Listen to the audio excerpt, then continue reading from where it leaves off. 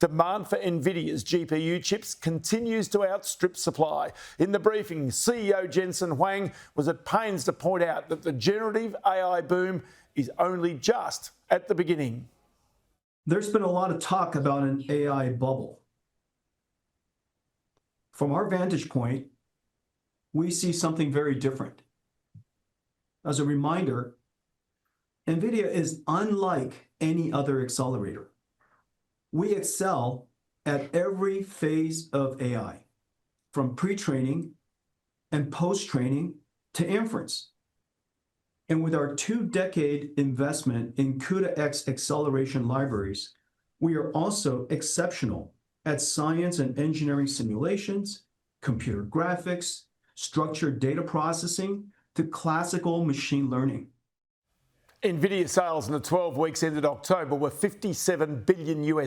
That's in just 12 weeks, ahead 62% on the same period last year. Net income, $31.9 billion for the quarter, is up 65%. Nvidia forecasts sales for the current quarter, $65 billion ahead, another 14%, and better than the market expectations. So let's bring in here David Alonso, a partner in Deloitte Australia's analytics and cognitive practice. He leads the firm's national AI market activation agenda and joins me from our Perth studio. David, many thanks for your time. I mean, the thing that really got me about this was about Jensen Huang saying, hey, this isn't the end of the boom. This is really only the very beginning. And then he rattled off a whole bunch of names of companies, clients of Nvidia, which are really, he says, transforming global economies.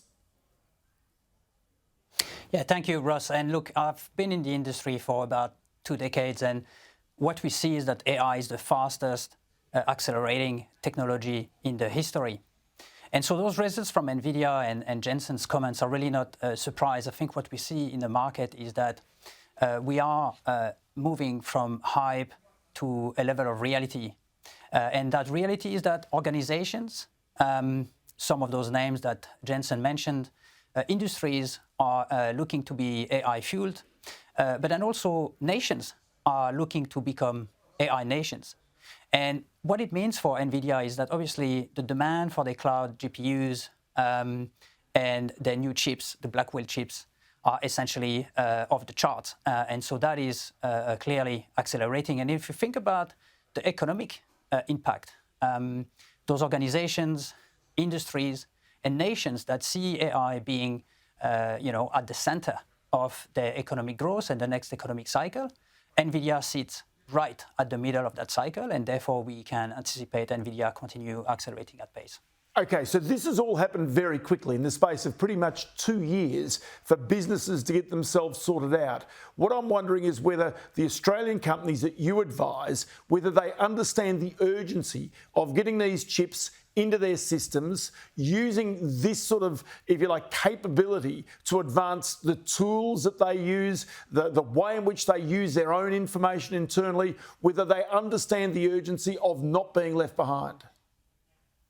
Yeah, no, absolutely. It's a clear talking point with boards and executive. And what we see in Australia is that everybody and every organization is using AI and maximizing their AI use in some form.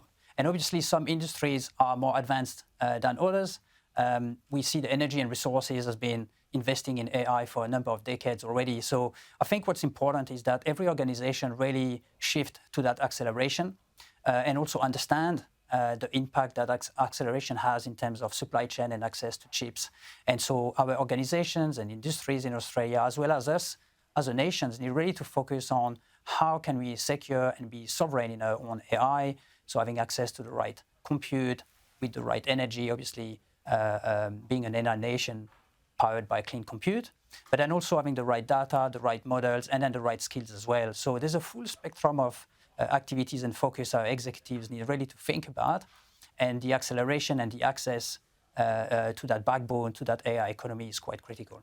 So before this result, people were concerned about the massive spend that many companies had committed to and whether that was going to be justified. We're talking trillions of dollars. Even here, buying these chips, installing new systems, is there any resistance to the capital spend of Australian executives?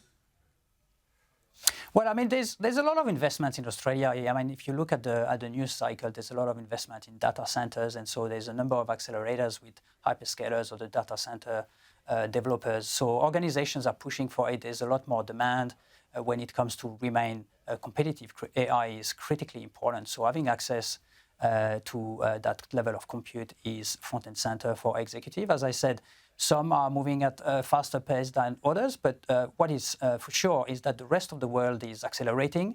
If you look at the US, Europe, the Middle East, Australia really need to focus on accelerating towards becoming an AI nation powered by clean compute, and that will come as a competitive landscape is increasing.